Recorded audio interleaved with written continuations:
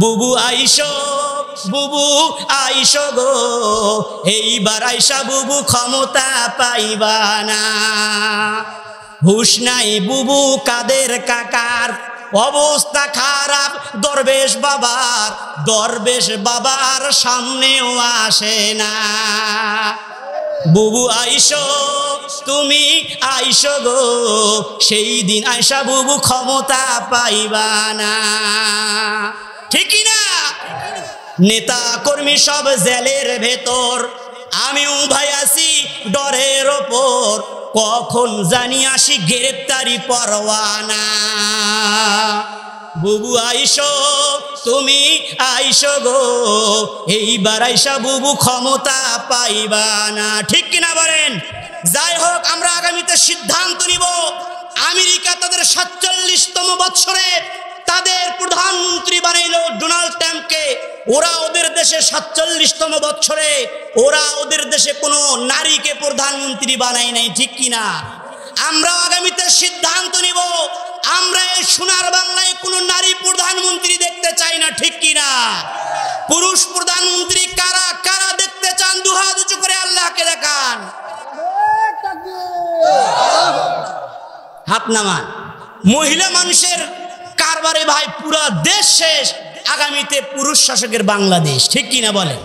যাই হোক, এই পৃথিবী ছাড়িতে হইবে, রঙিন এই পৃথিবী ছাড়িতে হইবে, সাদের এই দেহ মাটিতে খাইবে, শূন্য হবে জিন্দেগানি, কার লাগিয়া এত মায়া এত চোখের পানি রে মন, কার লাগিয়া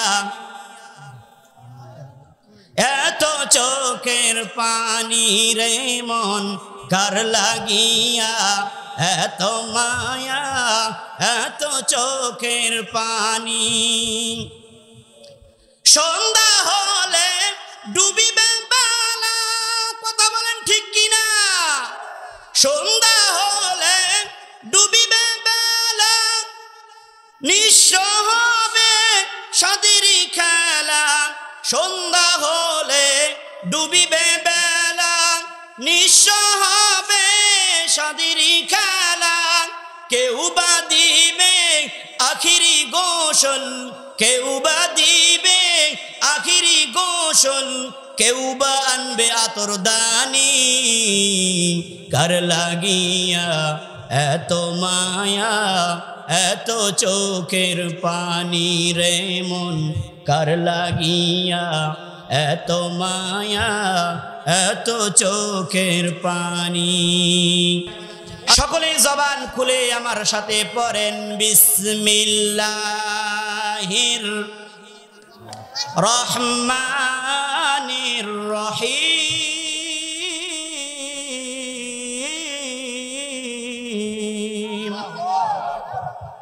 পরম করুণাময় অশেষ দয়ালু আল্লাহ পাকের নামে শুরু করলাম বা আরম্ভ করলাম।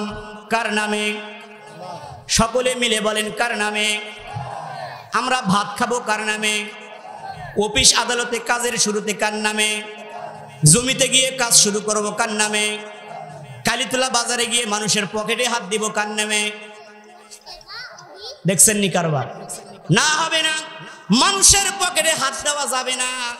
আসেন আমরা যে কোনো কাজের শুরুতে পড়ে নিব বিসমিল্লাহ। সকলেই পড়েন, বিসমিল্লাহির রহমানির রহিম। আমার ভাইরা, এতক্ষণ মুখ বন্ধ করে ঘুম পেরেছেন? এ গোবিনাথপুরের ভাইরা, আমি কিন্তু ঘুম পাততে দেব না রে মুসলমান ভাইরা। সকলকে আমার সাথে আওয়াজ দিয়ে দিয়ে কথা বলতে হবে, কারণ জবানের মালিক কে? হাই নাই, জোরে বলেন, জবানের মালিক কে? আসার সময় দেখলাম অনেক মানুষ হাঁটুর নিচে মাথা ঢুকায়া থেকে বসে আছে। হাঁটুর নিচে মাথা ঢুকায়া থাকা যাবে না, এটা কোরআনের মাহফিল। মদিনার নবী বলেন, এখানে যতগুলো মানুষ বসে আছে সব লোকগুলো জান্নাতি মানুষ। আমার গোবিনাথপুরের ভাইরা, আল্লাহ রাব্বুল আলামিন পবিত্র কোরআনে হাকিমের ভেতরে এমন একটা সূরা আল্লাহ রাব্বুল আলামিন নাজিল করেছেন। আমার ভাইরা, সেই সূরা থেকে একটি আয়াতে কারিমা আমি আপনাদের সামনে তেলাওয়াত করেছি। যে আয়াতে কারিমা থেকে আমি তেলাওয়াত করেছি, এই সূরাটার নাম হলো সূরায়ে মুলক। বুঝে থাকলে বলেন দেখি সূরার নাম কি? হাদিসের পরিভাষায় এই সূরাকে মুনজিয়া বলা হয়, ওয়াকিয়া বলা হয়, যার অর্থ হলো মুক্তিদানকারী।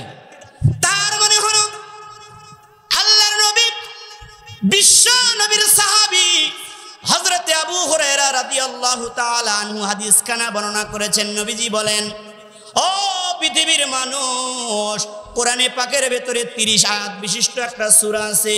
আল্লাহর কোন বান্দা যদি মাত্র 30 আয়াত বিশিষ্ট সূরাটা তেলাওয়াত করে রাত্রিবেলা, কিয়ামতের দিন মুসিবতের সময়ে ওই সূরাটা সুপারিশ করে আমার আল্লাহর জান্নাতে পৌঁছায়া দিবে।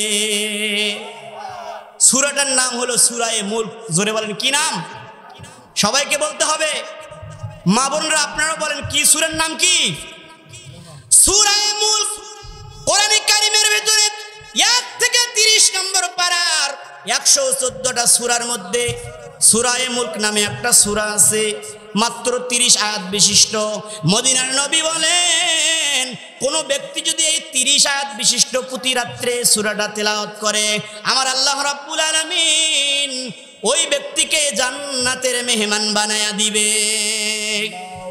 আমার ভাইরা, এই পৃথিবীর রঙ্গমঞ্চ থেকে আমরা যে যাই অভিনয় করি না কেন, এই পৃথিবী থাকার জায়গা না, ঠিক কিনা? এই পৃথিবী থাকার জায়গা নয়। এই জন্যই কবি বলেন, মরণ থেকে পালাও তুমি, ওই মরণ তোমায় লইবে ঘিরি, যদিও সুদর আকাশ পানে পালাও হেতায় লাগিয়ে সিঁড়ি। আল্লাহ রাব্বুল আলামিন বলেন, আইনামা তাকুনু ইউদরিকুমুল মাউত ওয়ালাউ কুনতুম ফি বুরুজিম মুশাইয়াদা। আল্লাহু আকবার বলেন। আল্লাহ রাব্বুল আলামিন কোরআনে হাকিমের সূরা নিসা ৭৮ নম্বর আয়াতে কারিমার মধ্যে জানায় দিলেন, রে পৃথিবীর মানুষ, কোথায় পালাবে মরণ থেকে, কোথায় পালাবে মৃত্যু থেকে? এই মৃত্যু থেকে পালাবার জন্য বান্দা, তুমি যদি সুদূর একটা দুর্গের ভেতরে প্রবেশ করো, এমন একটা ঘরের ভেতরে তুমি প্রবেশ করো যেই ঘরের কোনো দরওয়াজা নাই, যেই ঘরের কোনো ছিদ্র নাই, জানালা নাই, এমন একটা ঘরের ভেতরে তুমি যদি বান্দা প্রবেশ করো, ওই জায়গার মধ্যে আজরাইল আসার ক্ষমতা আছে না? আছে না? এ গোবিনাথপুরের ভাইরা, আমি আপনাদেরকে একটা প্রশ্ন করি, বলেন তো দেখি, আমাদের জীবন আগে না মরণ আগে? সবাই বলেন, মরণ আগে? মরণ আগে না জীবন আগে? হ্যাঁ, উত্তর সঠিক হয়েছে। কিন্তু সাধারণ বাহ্যিক দৃষ্টিতে আমরা দেখতে পাই মানুষের জীবন কিন্তু আগে, মরণ কিন্তু পরে। কিন্তু কোরআনে হাকিমের ভেতরে আমার আল্লাহ রাব্বুল আলামিন ডাক দিয়া পৃথিবীর মানুষগুলোকে জানায় দিলেন, ও পৃথিবীর মানুষ, তোমরা যে বলো তোমাদের জীবন আগে, না না না, তোমাদের জীবন আগে নয়, তোমাদের মরণ আগে। এই কথার দলিল দিয়ে আমার আল্লাহ রাব্বুল আলামিন কোরআনুল হাকিমের সূরা মুলকের 2 নম্বর আয়াতে কারিমার মধ্যে ঘোষণা করেন, আল্লাযী খালাকাল মাউতা ওয়াল হায়াতা লিয়াবলুয়াকুম আইয়ুকুম আহসানু আমালা।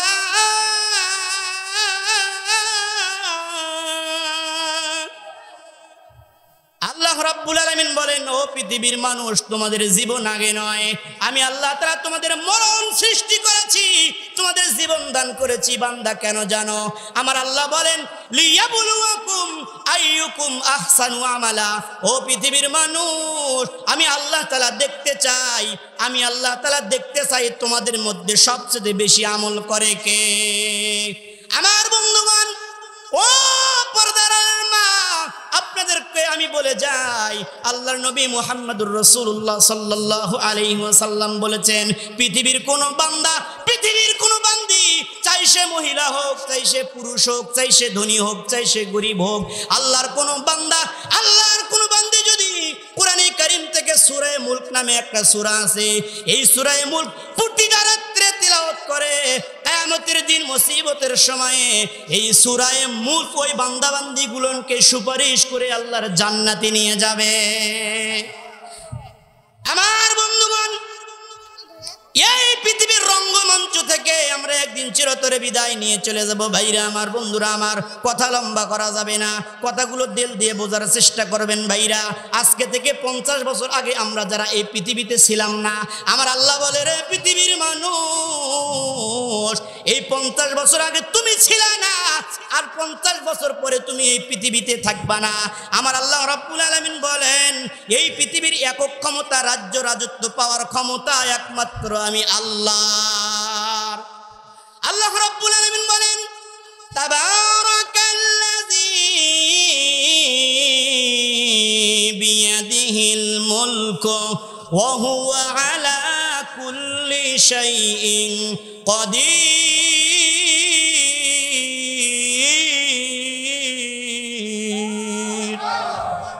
মহামান্বিত সেই সত্তা যার হাতে সর্বময় কর্তৃত্ব পাওয়ার ক্ষমতা, তিনি হলেন আল্লাহ, তিনি হলেন সর্বময় ক্ষমতাওয়ালা শক্তিবান। আওয়াজ দিয়ে বলেন, তিনি কে?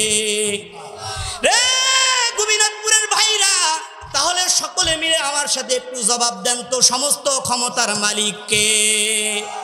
যারা বলে ক্ষমতার মালিক জনগণ, ক্ষমতার উৎস জনগণ, ক্ষমতার উৎস জনগণ নয়। যারা বলে ক্ষমতার উৎস জনগণ, ওরা মানুষকে পাম দিয়ে ফুলায়। আসল ক্ষমতার উৎস আমার বানানেওয়ালা, আপনার বানানেওয়ালা, সমগ্র বিশ্বের সমস্ত মাখলুকাতকে বানানেওয়ালা। জোরে বলেন, তিনি কে? অনেকে বলতে পারেন, হুজুর, তাহলে পৃথিবীতে যাদেরকে আমার আল্লাহ রাব্বুল আলামিন, এই পৃথিবীতে আমার আল্লাহ রাব্বুল আলামিন সিয়ারের ক্ষমতা দিয়েছেন, তাদের পরিচয় কি? আমার ভাইরা, আপনাদের এই গোবিন্দগঞ্জ কালীতলা গোবিনাথপুর গ্রাম থেকে একটা ছেলে যদি ঢাকায় যায়, ঢাকায় যাওয়ার পরে 5 বছর 10 বছর সে চাকরি করে, 5 বছর 10 বছর চাকরি করার সুবাদে সে একটা বাসা ভাড়া নিয়ে থাকে। ওর আসল পরিচয় হলো ভাড়াটিয়া। জোরে বলেন, ওর পরিচয় কি? আমার আল্লাহ রাব্বুল আলামিন ঠিক তেমনি ভাবে এই পৃথিবীর চেয়ারের ক্ষমতা আমার আল্লাহ কাউকে 5 বছরের জন্য, আমার আল্লাহ এই চেয়ারের ক্ষমতা কাউকে 10 বছরের জন্য, এই চেয়ারটা আমার আল্লাহ ভাড়া দেয়। ওর পরিচয় হলো ও ভাড়াটিয়া। ঠিক কিনা বলেন? আল্লাহ রাব্বুল আলামিন বলেন, ও পৃথিবীর মানুষ, এই ক্ষমতার চেয়ারে বসাই আমি আল্লাহ। ক্ষমতার চেয়ারে বসানোর অর্থই যে লোকটাকে সম্মান দেওয়া হলো তা কিন্তু নয়। আমার ভাইরা, কথাগুলো দিল দিয়ে বোঝার চেষ্টা করবেন। ক্ষমতা এক জিনিস আর সম্মান এক জিনিস, এই দুইটা ভিন্ন জিনিস। অনেক মানুষকে আমার আল্লাহ রাব্বুল আলামিন ক্ষমতার চেয়ারে বসায়া জুতার বাড়ি খাওয়ায়া বিদায় করে দিয়েছে। ঠিক না বে ঠিক? এই ক্ষমতার, এই চেয়ারের বড় বড় দাম ভাই, যারাই চড়ে এই চেয়ারে তারাই থাকে বড় গিয়ারে। কথা কন ঠিক কি না? খুব গিয়ার। এই যে আপনাদের এগুলো বলা তো নিষেধ, আমাদের দেশের প্রধানমন্ত্রী মহিলা মানুষ। আরে ভাই, মহিলা মানুষ 16 বছর থাকলো জোর করে। ঠিক না ঠিক বলেন? আবার 16 বছর থাকলো তাও হয় নাই, আবার রাগ করে উনি পাশের দেশে চলে গেছে। ঠিক না বেটি? আমরা ওনাকে কিন্তু তাড়াইয়া দেই নাই, উনি রাগ করে গেছে। দেখেন, আবার কি আমাদেরকে থেকে ছেড়ে থাকতে পারে? উনি মাঝে মাঝে অডিও কল রেকর্ড ফাঁস হয়, আমি আবার আসবো, আসেন, আপনি মাঠে নামেন, খেলা হবে। ঠিক কি না? উনি মাঝে মাঝেই নেতা কর্মীদেরকে অডিও কল দিয়ে উস্কানি দেয়, আমি আবার আসবো, আমি আবার মাঠে নামবো, আসেন। আমরাও বলি আপনি আসেন, এটা আপনার বাবার দেশ, এটা আপনার স্বামীর দেশ, আপনি ভারতে ভালো নেই এটা আমরা জানি। ওই দেশের খাবার আপনি খেতে পারতেছেন না, দিন দিন অসুস্থ হয়ে যাইতেছেন। ঠিক কিনা? আসেন, আমরা জানি আপনি ওখানে ভালো নেই, আসেন। হাজারো হলে আমাদের দেশের একজন শাসক ছিল, ভালো হোক মন্দ হোক সেটা ভিন্ন বিষয়। ঠিক কিনা? আমরাও বলি আসেন। বুবু আইসো, বুবু আইসো গো, এইবার আইসা বুবু ক্ষমতা পাইবা না। বুবু আইসো, বুবু আইসো গো, এইবার আইসা বুবু ক্ষমতা পাইবা না। হুশ নাই বুবু কাদের কাকার, অবস্থা খারাপ দরবেশ বাবার সামনেও আসে না। বুবু আইসো, তুমি আইসো গো, সেই দিন আইসা বুবু ক্ষমতা পাইবা না। ঠিক না? নেতা কর্মী সব জেলের ভেতর, আমিও ভাই আছি ডরের ওপর, কখন জানি আসি গ্রেপ্তারি পরোয়ানা। বুবু আইসো, তুমি আইসো গো, এইবার আইসা বুবু ক্ষমতা পাইবা না। ঠিক কিনা বলেন? যাই হোক, আমরা আগামীতে সিদ্ধান্ত নিব, আমেরিকা তাদের ৪৭তম বৎসরে তাদের প্রধানমন্ত্রী বানাইল ডোনাল্ড ট্রাম্পকে। ওরা ওদের দেশে ৪৭তম বৎসরে ওরা ওদের দেশে কোনো নারীকে প্রধানমন্ত্রী বানায় নাই। ঠিক কিনা? আমরা আগামীতে সিদ্ধান্ত নিব, আমরা এই সোনার বাংলায় কোনো নারী প্রধানমন্ত্রী দেখতে চাই না। ঠিক কিনা? পুরুষ প্রধানমন্ত্রী কারা কারা দেখতে চান? দুহাত উঁচু করে আল্লাহকে দেখান, হাত নামান। মহিলা মানুষের কারবারে ভাই পুরা দেশ শেষ, আগামীতে পুরুষ শাসকের বাংলাদেশ। ঠিক কিনা বলেন? যাই হোক, ওদিকে যাওয়া যাবে না। তাহলে বলেন, সমস্ত ক্ষমতার মালিক কে? পৃথিবীর মানুষ, আমার আল্লাহ রাব্বুল আলামিন কুরআনুল হাকিমের ভিতরে বলেন, তুইজ্জু মান তাশা, আমার আল্লাহ যাকে চান সম্মান দান করেন, ও তুজিল্লু মান তাশা, আমার আল্লাহ যাকে চান অপমান করেন, বেইজ্জত করেন, লাঞ্ছিত করেন। বিয়াদিকাল খায়র, সমস্ত কল্যাণের চাবিকাঠি আমার আল্লাহর হাতে। ইন্নাকা আলা কুল্লি শাইইন কাদির।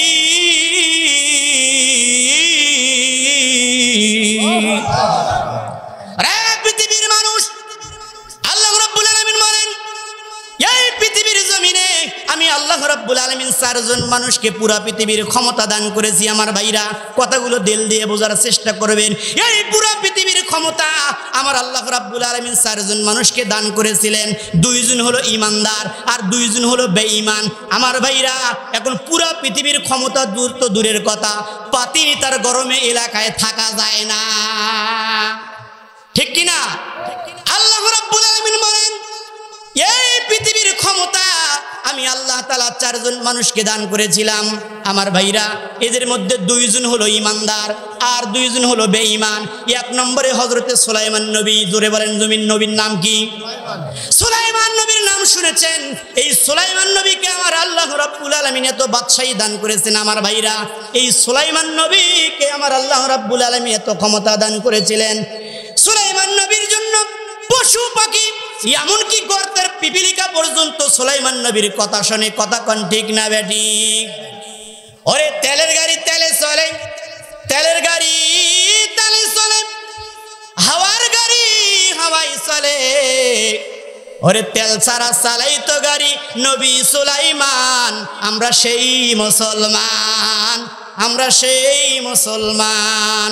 আমার আল্লাহ রাব্বুল আলামিন সুলাইমান নবীকে পুরা পৃথিবীর ক্ষমতা আমার আল্লাহ রাব্বুল আলামিন দান করেছিলেন। আমার ভাইরা, আর একজন হলেন হযরতে সুলাইমান নবী। আমার বন্ধুগণ, আমার ভাইরা, এই সুলাইমান নবীর আলোচনা কোরআনে হাকিমের ভিতরে আমার আল্লাহ রাব্বুল আলামিন 16 জায়গায় করেছেন। জোরে বলেন, কত জায়গায়? সুলাইমান নবীর আলোচনা আমার আল্লাহ 16 জায়গায় করেছেন। 2 নম্বরে আমার ভাইরা, আমার বন্ধুরা, 2 নম্বরে যুলকারনাইন বাদশা নামে একজন আল্লাহর বান্দা আছে। এই যুলকারনাইন বাদশার আলোচনা আমার আল্লাহ কোরআনুল হাকিমের ভেতরে 1 জায়গায় করেছেন। সূরা কাহাফ খুললে আপনি দেখতে পারবেন। এই সুলাইমান নবী, যুলকারনাইন বাদশা আর 2 জন বেঈমানকে আল্লাহ পুরা পৃথিবীর ক্ষমতা দান করে জানা দিলেন, ও পৃথিবীর মানুষ, তোমরা এই পৃথিবীর ক্ষমতাওয়ালা নও। ইন্নাকা আলা কুল্লি শাইইন কাদির। এবার বলেন, ক্ষমতার মালিক কে? জোরে বলেন, ক্ষমতার মালিক কে? আমার ভাইরা, এই পৃথিবী থাকা যাবে না, এই পৃথিবীর কোনো ক্ষমতা আমার কাজে আসবে না। ভাইরা আমার, বন্ধুরা আমার, এই মৃত্যুকে ফাঁকি দেওয়া যাবে না। আপনারা হযরতে ইদ্রিস পয়গম্বরের নাম শুনেছেন। আল বিদায়া ওয়ান নিহায়া নামক কিতাবের ভেতরে আসছে। আল্লামা ইবনে কাসির রাহমাতুল্লাহি আলাইহি ঘটনা নিয়ে এসেছেন। এই হযরতে ইদ্রিস পয়গম্বর একদিন মৃত্যুকে ফাঁকি দেওয়ার জন্য, একদিন মৃত্যু থেকে পলায়নের জন্য এই ইদ্রিস নবী ফেরেশতার ফেরেশতার সঙ্গে বন্ধুত্ব করেছে। ভাইয়ারা আমার কথাগুলো ভালো করে বোঝার চেষ্টা করবেন। তার আসল উদ্দেশ্য হলো এই জমিন থেকে ঊর্ধ্বলোক, তাকে আসমানে যেতে হবে। একদিন ফেরেশতাকে ডাক দিয়ে বলল, বন্ধু আমি তো জমিনে থাকি, জমিন দেখি, তুমি আসমানে থাকো, আসমান দেখো, জমিনে আসো, তুমি জমিন দেখতে পারো। বন্ধু আমি তো জমিনে থাকি, জমিন দেখি, কিন্তু আসমানে আমি থাকি না, আসমান দেখতে পারি না। ও বন্ধু আমার কলিজা ভরা আশা হলো আমি ওই ঊর্ধ্বলোক, ওই আসমানের ভেতরে যেতে চাই। এ মহিলা মানুষের মা, আপনাদেরকে দৃষ্টি আকর্ষণ করে বলি, এই ইদ্রিস পয়গম্বর ফেরেশতার সঙ্গে বন্ধুত্ব স্থাপন করলো।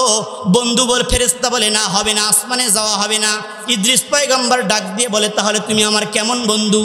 তুমি তো আমার তাহলে অন্তরঙ্গ বন্ধু হতে পারলা না। আমার ভাইরা ফেরেশতা রাজি হলো।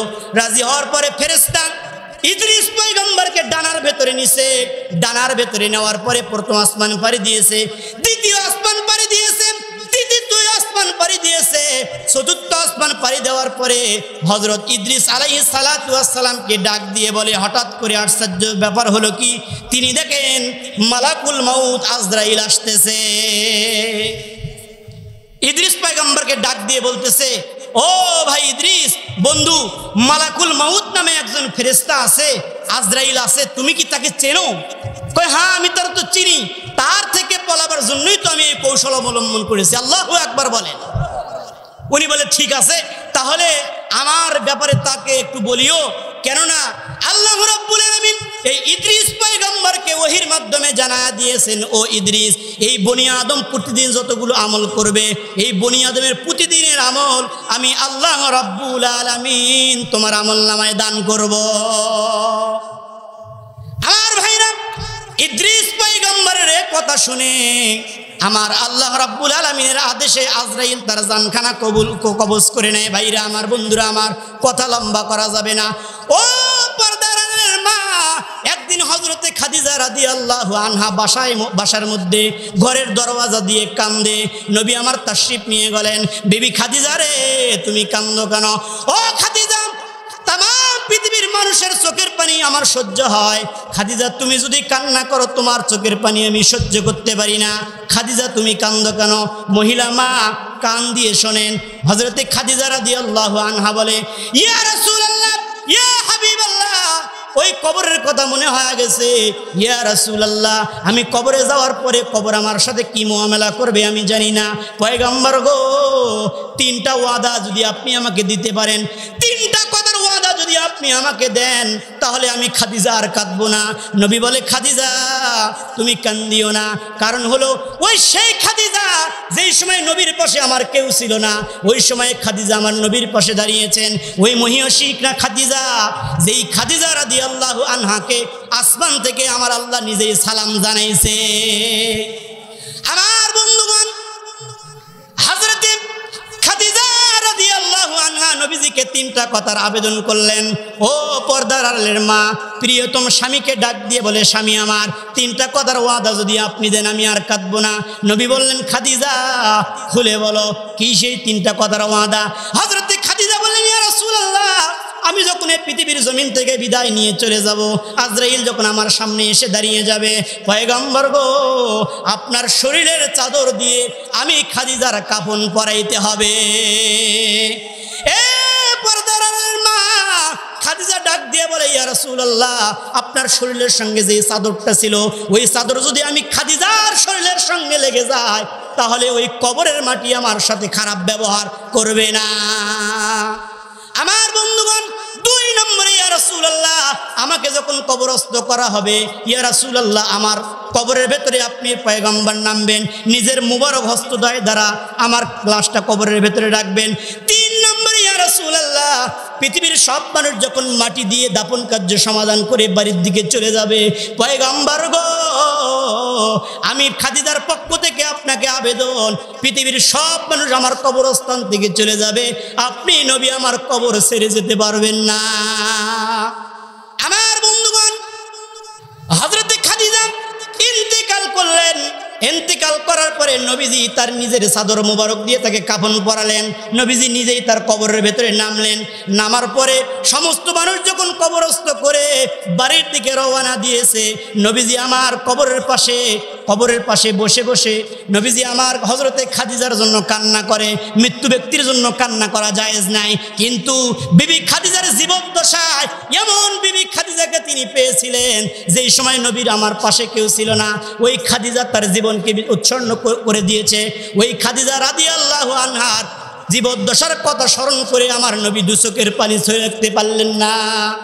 নবীজির চোখের পানি দিয়ে দাড়ি মুবারকগুলো ভিজে যাইতে থাকলো। হযরতে জিবরিল ফেরেশতা এসে বললেন, ইয়া রাসূলুল্লাহ, দুনিয়ার সব মানুষ চলে গেছে, আপনি কেন কবরস্থান থেকে যান না? নবীজি বলেন, ভাই জিবরাইল, আমার প্রিয়তমা স্ত্রী খাদিজার সঙ্গে আমি 3টা ওয়াদা করেছি। জোরে বলেন, কয়টা? ও জিবরাইল, 3টা ওয়াদা করেছি। এই 3টা ওয়াদার মধ্যে 2টা ওয়াদা আমি পূর্ণ করেছি খাদিজার জন্য, আর একটা ওয়াদা এখন পর্যন্ত আমি পালন করতে পারি নাই। সেই 3 নম্বরটা হলো, মুনকার নাকির ফেরেশতা যখন আসবে, আমার খাদিজা বলছে, পয়গম্বর, মুনকার নাকির এসে প্রশ্ন করার পরে আমি খাদিজা যদি প্রশ্নের জবাব দিতে ভুলে যাই, আপনি নবী উপর থেকে তালিম দেবেন। আপনার শোনা তালিম করে করে, তালিম শুনে শুনে আমি ওই মুনকার নাকিরের সওয়াল জবাব দিয়ে দেব। এ গোবিনাথপুরের ভাইরা, নবীজিকে ডাক দিয়ে জিবরিল ফেরেশতা বলে, ইয়া রাসূলুল্লাহ, আপনি কোনো টেনশন করবেন না, আপনি চলে যান। যেই খাদিজা দুনিয়াতে থাকতে আপনাকে কষ্ট দেয় নাই, যেই খাদিজা আপনার প্রিয়তমা স্ত্রী, সবাই যখন আপনার পাশে ছিল না, তখন খাদিজা আপনার পাশে দাঁড়িয়েছে। যেই খাদিজা জীবদ্দশায় মৃত্যুর কথা স্মরণ করেছে, মৃত্যুকে ভোলে নাই, আমার আল্লাহকে ভোলে নাই, আমার আল্লাহ রব্বুল আলামিন ওই খাদিজাকেও আজকে ভুলবেন না। মুনকার নাকিরের সওয়াল জবাব আমার খাদিজার পক্ষ থেকে আমার আল্লাহ রব্বুল আলামিন আসমান থেকে দিয়ে দেবে। এ পর্দার আড়ালের মা কেমন স্বামী বানাইছিল, কেমন স্বামীর প্রতি ভক্তি শ্রদ্ধা ছিল। হযরতে খাদিজা রাদিয়াল্লাহু আনহা স্বামীর গলাটা জড়ায়া ধরে বলে, নবী গো, 3টাও কথার ওয়াদা যদি আপনি দেন তাহলে আমি খাদিজা কাঁদবো না। নবী আমার সেই 3টা কথার ওয়াদা দিয়েছেন। আমার ভাইরা, আমার বন্ধুরা, এই জন্য পর্দার আড়ালের মাদেরকে বলছি, মা স্বামীর আনুগত্য করবেন। আল্লাহর নবী, মদিনার নবী বলছেন, কোন মা যদি 4টা আমল করতে পারে, 1 নম্বরে ইজা সাল্লাত খামসাহা, 5 ওয়াক্ত নামাজ মা 5 ওয়াক্ত নামাজ মা ইহতিমামের সাথে আদায় করবেন। ওয়া সামাত শাহরাহা, 2 নম্বরে রমজান শরীফের রোজা রাখবেন। 3 নম্বরে লজ্জাস্থানের হেফাজত করবেন। ও মা, 4 নম্বরে স্বামীর আনুগত্য করবেন। স্বামী যা বলবে এটা যদি আপনার ভালো লাগে সেটাও মানবেন। স্বামীর কথা যদি আপনার ভালো না লাগে মা, সেই কথাটাও মানবেন। আল্লাহর নবী বলছেন, পৃথিবীর কোন মা যদি এই 4টা আমল করতে পারে, আমার আল্লাহ রাব্বুল আলামিন ওই মহিলার জন্য জান্নাতের 8টা দরওয়াজা খুলে দেবে। ও মা, একটা কথা আপনাদেরকে বলি, মা পর্দার সাথে থাকতে হবে। জোরে বলেন, কিসের সাথে থাকতে হবে? শ্যাম্পু দিয়া মাথা ধুইয়া চুলগুলো হাওয়ায় উড়ায়, শ্যাম্পু দিয়া মাথা ধুইয়া চুলগুলো হাওয়ায় উড়ায়, তাই দেখিয়া বুড়া চেংরা মিটি মিটি ফিরে চায়। ঠিক কিনা বলেন? এই জন্য মাদেরকে বলি, মা পর্দার সাথে চলতে হবে। ও মা, পর্দার সাথে যদি আপনি চলেন, ওই বখাটে পোলাপান আপনার দিকে তাকানোর সাহস পাবে না। এ গোবিনাথপুরের ভাইরা, আপনাদেরকে আমি বলে যাই, তাকায়া দেখেন ওই পাশে কি সুন্দর একটা মসজিদ দেখা যায়। মদিনার নবী বলছেন, এই পৃথিবীর জমিনে যতগুলো মসজিদ আছে সবগুলো জান্নাতের একটা করে অংশ। আমার গোবিনাথপুরের ভাইরা, সম্ভবত আপনাদের এই গোবিনাথপুর পূর্বপাড়া জামে মসজিদের কথাই আমার আল্লাহর নবী বলেছেন, মান বানা লিল্লাহি মসজিদান বানাল্লাহু লাহু বাইতান ফিল জান্নাহ। আল্লাহর নবী বলেন, রে পৃথিবীর মানুষ, পৃথিবীর কোন বান্দা, পৃথিবীর কোন বান্দে যদি দুনিয়ার জমিনে আমি আল্লাহ রাব্বুল আলামিনকে খুশি করার জন্য একটা মসজিদ নির্মাণ করে গো, আমার আল্লাহ রাব্বুল আলামিন ওই ব্যক্তির জন্য জান্নাতের ভেতরে একটা বিল্ডিং তৈরি করে দেয়। এ গোবিনাথপুরের ভাইরা, বাদশাহ হারুনের কথা শুনেছেন।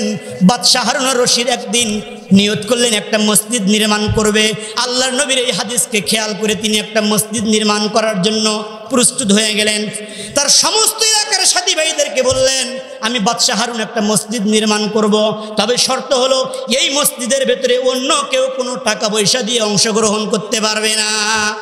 আমার ভাইরা, বাদশাহ হারুনের কথা অনুযায়ী মসজিদ নির্মাণ হলো। ওই মসজিদের মধ্যে কেউ সহযোগিতা করে নাই, কেননা বাদশাহ হারুন তাকে নিষেধ করে দিয়েছে। কিন্তু স্বপ্ন ঘরে বাদশাহ হারুন একদিন স্বপ্নের মধ্যে দেখে আমার আল্লাহ রাব্বুল আলামিন এই মসজিদ নির্মাণ করার কারণে জান্নাতের ভেতরে তার জন্য একটা বিল্ডিং তৈরি করে দিয়েছে।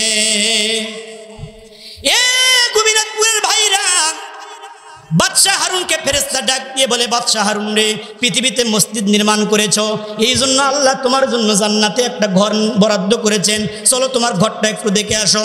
বাদশাহ হারুন তার জান্নাত দেখার জন্য রওনা দিলেন।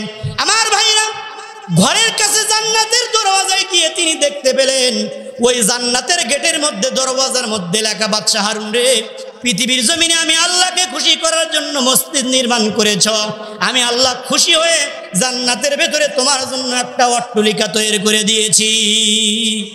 আমার বন্ধুগণ, বাদশাহ হারুন দেখেন ওই জান্নাতের সাইডে আর একটা সুন্দর জান্নাত দেখা যায়। উনি মনে করলেন এই জান্নাতের কারণেই হয়তো আমার আল্লাহ আর একটা জান্নাত আমাকে দিয়ে দিয়েছেন।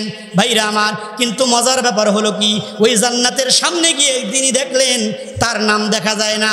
দুনিয়ার জমিনে একজন রাজমিস্ত্রির নাম দেখা যায়। আল্লাহর বান্দা ঘুম থেকে জাগ্রত হয়েছেন। জাগ্রত হওয়ার পরে তার সমস্ত রাজমিস্ত্রিদেরকে, যারা মসজিদ নির্মাণ করেছে, সবাইকে ডাকছে।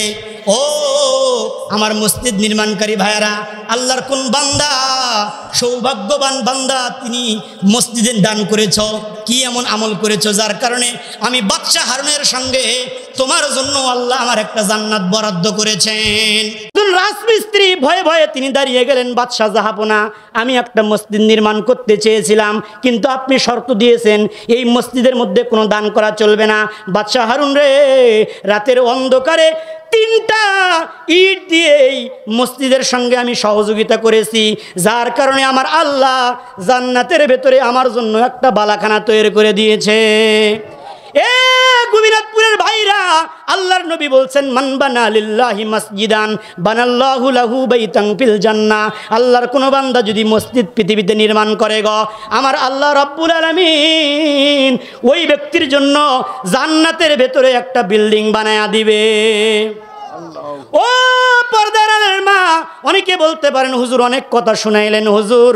ও হুজুর, আমার স্বামীর সাথে তেমন কথাবার্তায় মিল হয় না, আমার স্বামী কথা শোনে না, আমার স্বামী অন্য মেয়ের সঙ্গে টেলিফোনে কথা বলে, পরকীয়া বলে। ও হুজুর, একটা কথা বলে যান।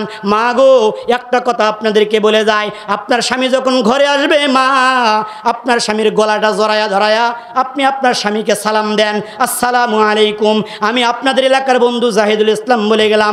সারা বাংলার জমিন মা, আপনার স্বামী ঘুরে আসবে, আল্লাহ রাব্বুল আলামিন আপনার স্বামীকে কোনো ধরনের বালা মুসিবত দেবে না।